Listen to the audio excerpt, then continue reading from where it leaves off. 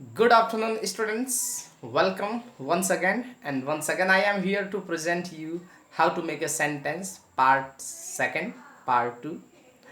In past, first, we have learned about how to make a sentence, part first, but there we have learned basic sentence. Today, we are going to learn complex sentence.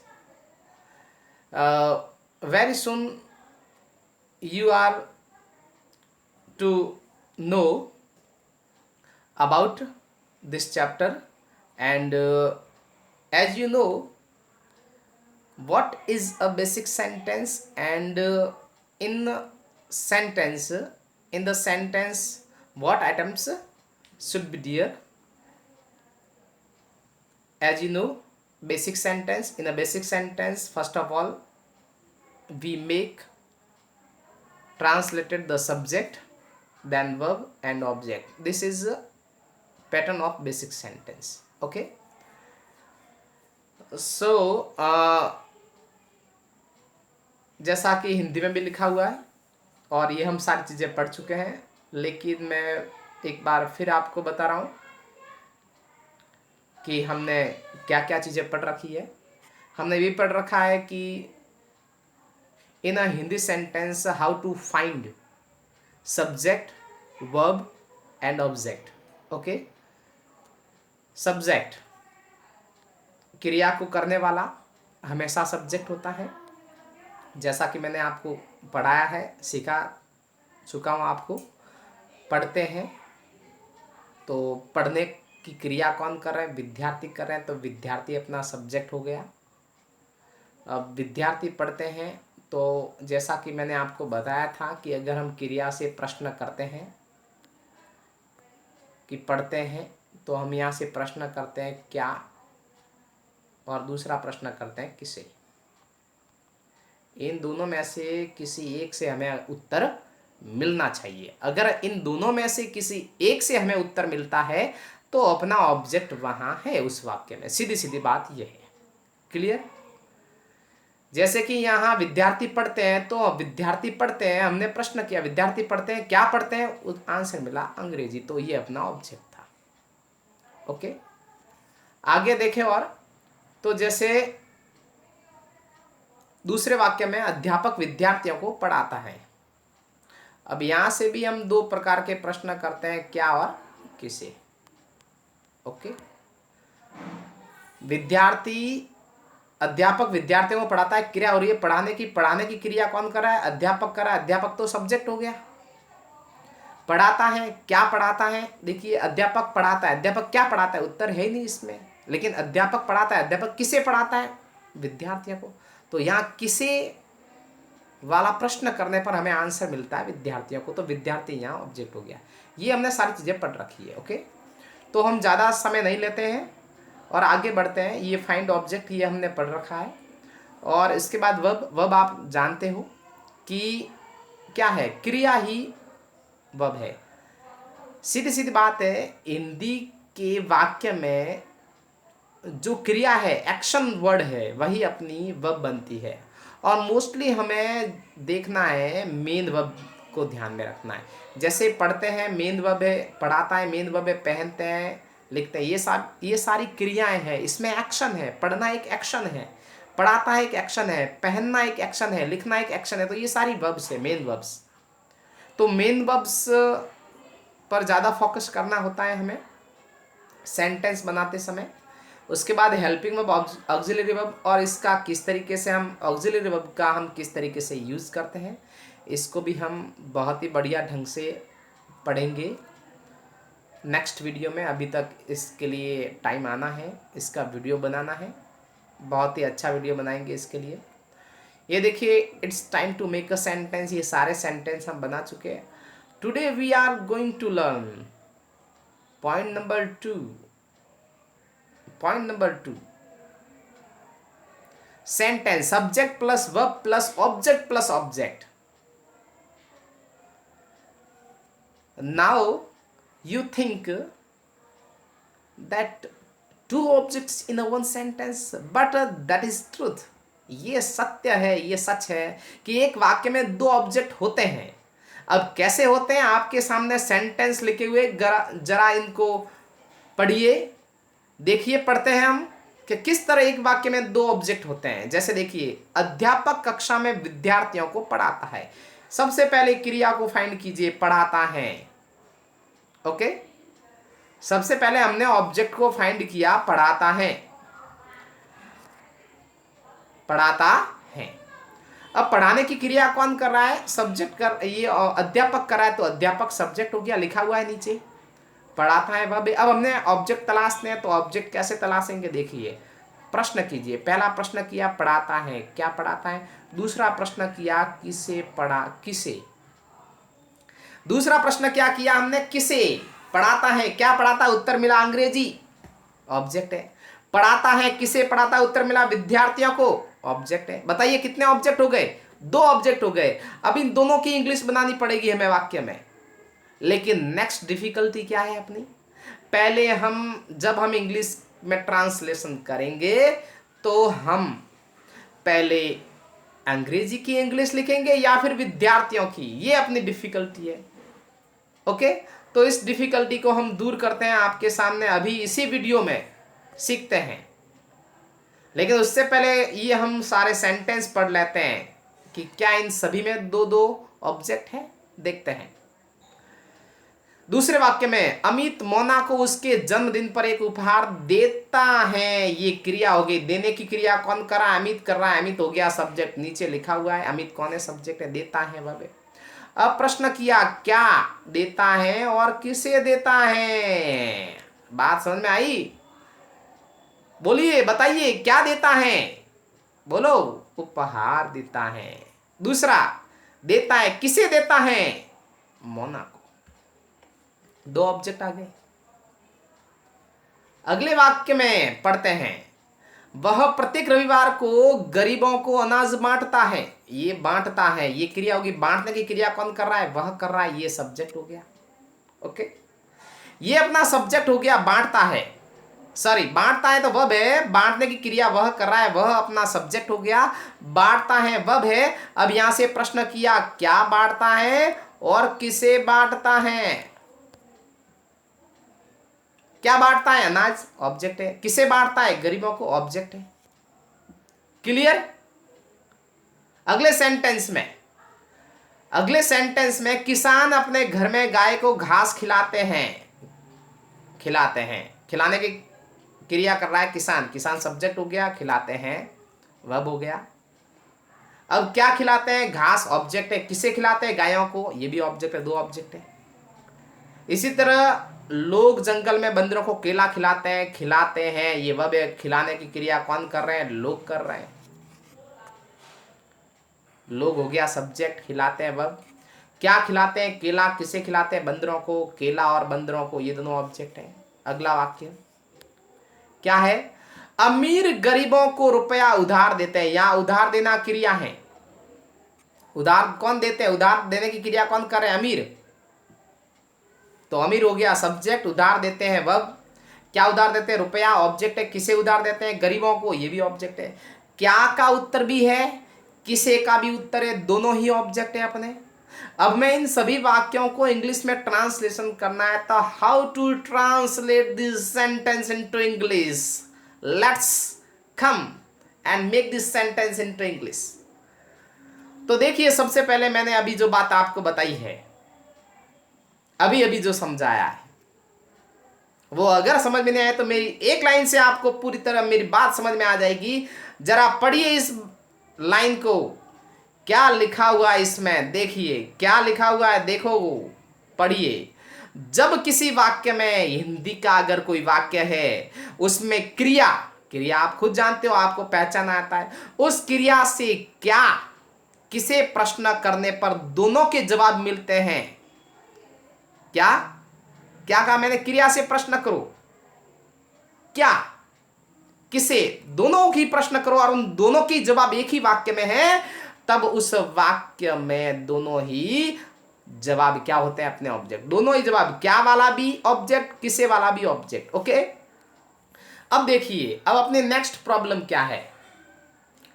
Problem कुछ भी नहीं है, समझ में नहीं आना समस्या है, लेकिन बेहतर तरीके से समझा रहा हूं, बहुत ही आसान तरीके से सीखोगे आप। कि देखिए हमें करना क्या है, अभी जो हम सेंटेंस पढ़, टू ऑब्जेक्ट्स वाले सेंटेंस, उसमें सेंटेंस पैटर्न देख लीजिए। सब्जेक्ट की सबसे पहले इंग्लिश बनाते हैं, वर्ब की, फिर उसके बाद ऑब्जेक्ट की, फिर उसके बाद दूसरे ऑब्जेक्ट की। अब देखियो पहला जो ऑब्जेक्ट है, जो पहला ऑब्जेक्ट है वो कौन सा होना चाहिए? पर्सन, व्यक्ति।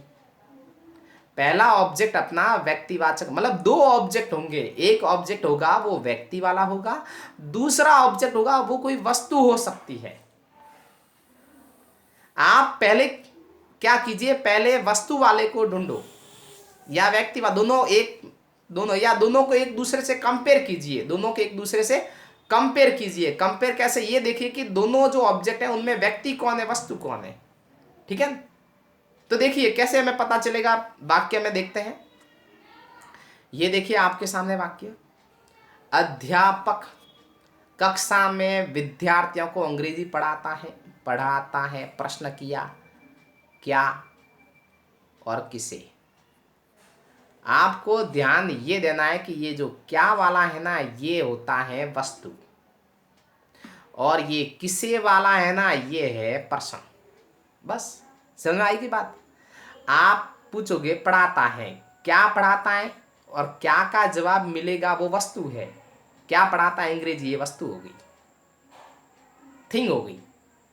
और पढ़ाता है, किसे पढ़ाता है, तो के विद्यार्थियों को, ये हो गया पर्सन अपना। क्लियर? क्या कहा मैंने? क्या पढ़ाता है अंग्रेजी, ये हो गया वस्तु।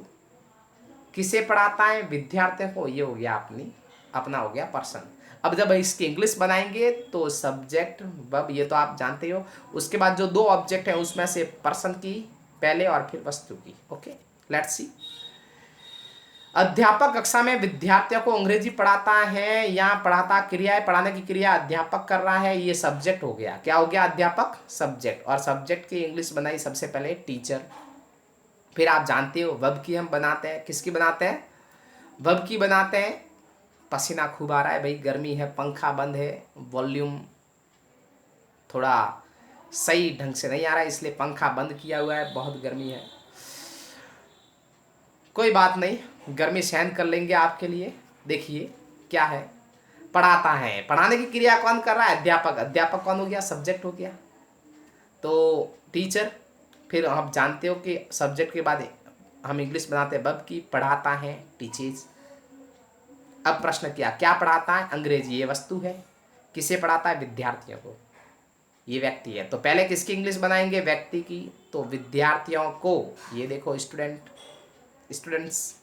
और अंग्रेजी का हो गया इंग्लिश। इंग्लिश की स्पेलिंग रॉन्ग है स्टूडेंट्स, आप खुद जानते हो कि इंग्लिश की स्पेलिंग ये होती है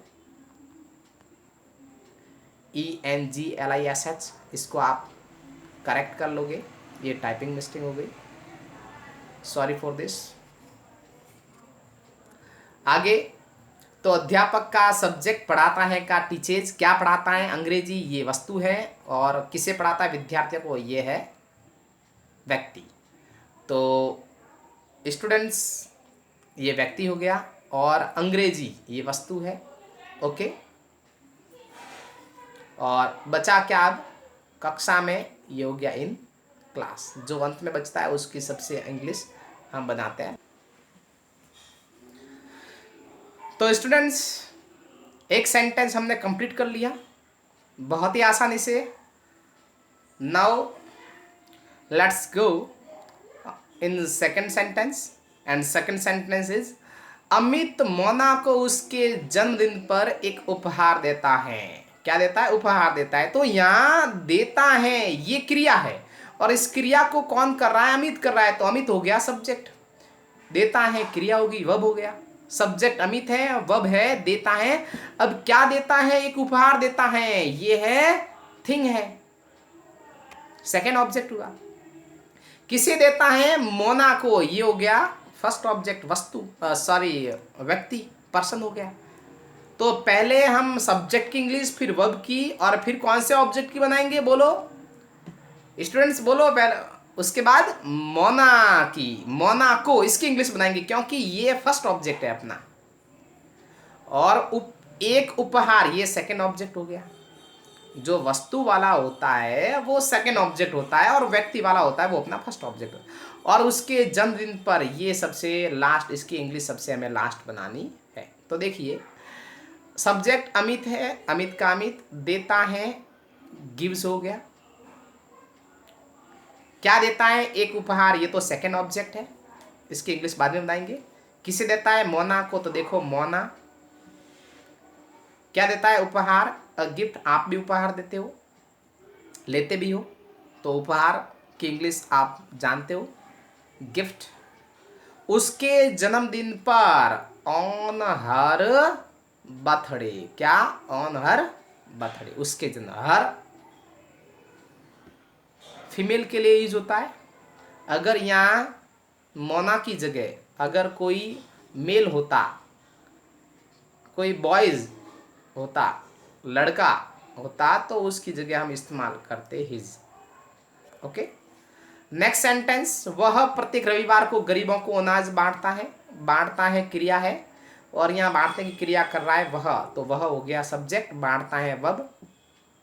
क्या बांटता है? अनाज। तो देखिए, मैंने पहले ही कहा क्या बांटता है, क्या देता है, और क्या पढ़ाता है। ये जो क्या वाली चीजें है ना, ये सेकंड ऑब्जेक्ट है, ये वस्तुवाचक है। और दूसरी बात यह है कि ये जो क्या वाली तो ये कौन सी है? वस्तु वाली। और किसे? तो ये है पर्सन वाली। ये कौन सी है? पर्सन। तो देखती है, बांटता है, क्या बांटता है? अनाज, ये हुआ वस्तु यानी सेकंड ऑब्जेक्ट। और किसे बांटता है? गरीबों को, ये हो गया व्यक्ति यानी पर्सन, ये हो गया फर्स्ट ऑब्जेक्ट। इंग्लिश बनाते हैं हम इसकी। वह सब्जेक्ट है, ह्यू हो गया। बांटता है डिस्ट्रीब्यूट, एस लग गया पीछे, डिस्ट्रीब्यूट्स हो गया, ठीक है ना। किसे बांटता है? ये देखो, द पुअर। अब आप सोच रहे हो गरीबों, गरीबों के लिए आप सोचते हो कि ये तो पुअर होता है, द पुअर सब ने कैसे लिख लिया? नहीं, ये पुअर है ना, ये गलत है, क्योंकि पुअर क्या है? एडजेक्टिव, एक विशेषण है। पुअर यानी गरीब, सुनिए, पुअर यानी गरीब, और इसके आगे अगर हम द लिखते हैं तो ये हो जाता है गरीब लोग। क्या हो जाता है? गरीब। ठीक उसी तरह अगर मैं लिखूं RICH, रिच, रिच यानी धनवान, अमीर, लेकिन अगर मैं लिखूं द रिच तो हो गया अमीर लोग। ठीक उसी तरह अगर मैं लिखूं WEAK, विक, तो विक यानी हो गया कमजोर। और अगर मैं इसके आगे लिखूं द तो हो गया द वीक, इसका मतलब कमजोर लोग।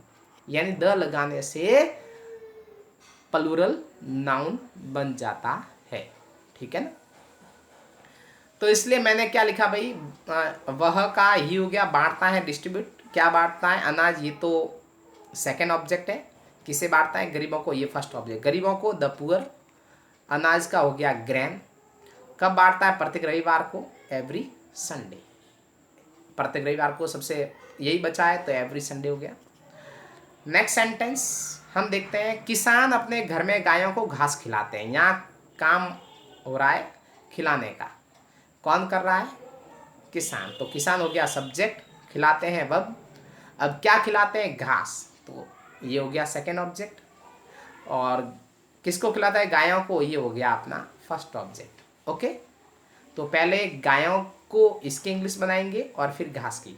तो देखते हैं, सब्जेक्ट की इंग्लिश बनाई, किसान, फार्मर्स। देखो यहाँ है, फार्मर मत करना, यहाँ प्लूरल है। कैसे हुआ प्लूरल? किसान अपने घर में गायों को घास खिलाते हैं। खिलाते हैं अगर होता ना खिलाता है, किसान अपने घर में गायों को घास खिलाता है। खिलाता है होता तो किसान हम समझते सिंगुलर, एक वचन समझते, तो यहाँ फार्मर लिखते, लेकिन यहाँ खिलाते हैं इसलिए लिखा फार्मर्स। क्लियर? तो देखिए, किसान, फार्मर्स, खिलाते हैं, फिर पशुओं को, पक्षियों को खिलाना और पिलाना, उसके लिए फिड इस्तेमाल होता है, चाहे खिलाओ या पिलाओ, फिड, FWD, फिड। क्लियर? तो किसान का फार्मर्स, खिलाते हैं, फिड हो गया। ठीक है ना। क्या खिलाते हैं? घास किसे खिलाते हैं? गायों को। तो गायों को ये व्यक्तिवाचक है, इसकी इंग्लिश पहले बनेगी काउज, और घास की ग्रास हो गया। अब क्या बचा सेंटेंस में? अपने घर में, इन देयर होम्स, ये सबसे लास्ट। अगले सेंटेंस की ओर बढ़ते हैं। लोग जंगल में बंदरों को केला खिलाते हैं, यहां खिलाते हैं, ये क्या है? क्रिया है। क्या है ये? क्रिया। खिलाते हैं क्रिया है, खिलाने का काम कर रहे हैं लोग, तो ये हो गया सब्जेक्ट, ये हो गया वर्ब। अब ऑब्जेक्ट ढूंढना है। क्या खिलाते हैं? केला खिलाते हैं। किसे खिलाते हैं? बंदरों को। तो केला, क्या खिलाते हैं? केला, ये तो सेकंड ऑब्जेक्ट है। किसे खिलाते हैं? ये फर्स्ट ऑब्जेक्ट हुआ। तो देखिए इंग्लिश बनाते हैं, लोग की पीपल हो गया, खिलाते हैं फीड, आगे हमने पढ़ा है पशु और पक्षियों को, यानी बर्ड्स एंड एनिमल्स को खिलाने और पिलाने के लिए फीड इस्तेमाल करते हैं। अब किसे खिलाते हैं? बंदरों को, मंकीज, और क्या खिलाते हैं? केला, बनानाज। अब ये बचा क्या? बोलो सेंटेंस में बचा क्या है? जंगल में, ये हो गया इन फॉरेस्ट। क्लियर। नेक्स्ट सेंटेंस की तरफ बढ़ते हैं। अमीर गरीबों को रुपया उधार देते हैं। अमीर का मतलब यहां पर हुआ है अमीर लोग, अमीर नहीं, आप ऐसा मत समझ लेना RICH रिच, अमीर लोग है। और अमीर लोग कैसे बनाएंगे? RICH रिच के आगे द लिख देंगे, THE द रिच, अमीर लोग हो गया। तो यहां क्रिया है उधार देते हैं। उधार देने की क्रिया कौन कर रहे हैं? अमीर कर रहे हैं, तो अमीर हो गया सब्जेक्ट, उधार देते हैं वर्ब। क्या उधार देते हैं? रुपया, ये हो गया सेकंड ऑब्जेक्ट। किसे देते हैं? गरीबों को, ये गया first object. Okay, let's see how to translate into English. अमीर का हो गया द रिच, उधार का हो गया LAND लैंड, यानी उधार देना। किसे उधार देते हैं? गरीबों को, द पुअर, और रुपया को, रुपीस। Clear students. अब देखिए अगली बात हम पढ़ते हैं। अब हमने ये देखा कि एक सेंटेंस को बनाने के लिए हमें कौन कौन सी चीजें चाहिए। तो हमने देखा कि ये सेंटेंस, और सेंटेंस को बनाने के लिए सब्जेक्ट चाहिए, सेंटेंस को बनाने के लिए वर्ब चाहिए, सेंटेंस को बनाने के लिए ऑब्जेक्ट चाहिए। लेकिन एक और चीज है, एक और पार्ट है, जो एक सेंटेंस का एक और पार्ट है जो अक्सर सेंटेंस में यूज होता है और कई तरीके से होता है, वो है एडवर्ब। अगर मैं हिंदी में बात करूं तो एडवर्ब को हम बोलते हैं हिंदी में क्रिया विशेषण। क्या बोलते हैं? क्रिया विशेषण। लेकिन मेरे प्यारे दोस्तों और स्टूडेंट्स, हम इंग्लिश पढ़ रहे हैं, और इंग्लिश जब पढ़ते हैं तो मोस्टली वर्ड्स को आप इंग्लिश में याद रखेंगे, हिंदी में कम से कम याद रखने की कोशिश करेंगे। तो अब आज हमने सीखा कि हमें वाक्य में जब दो ऑब्जेक्ट्स आते हैं तो उन दो ऑब्जेक्ट्स को हमें किस तरह एक वाक्य में रखना है ताकि अपना सेंटेंस है वो बिल्कुल करेक्ट हो जाए, उसका ऑर्डर नहीं बिगड़े। Okay, I hope you have learned very easily, and you also enjoyed it, and I hope this video have you liked, पसंद आया होगा आपको। और अगर आपको पसंद आया है तो इस वीडियो को लाइक करें, सब्सक्राइब करें, शेयर करें, and please press the black bell icon ताकि मेरा हर नया वीडियो आपको सबसे पहले मिले। इसी के साथ अलविदा मेरे प्यारे विद्यार्थियों और दोस्तों। Thank you for watching me.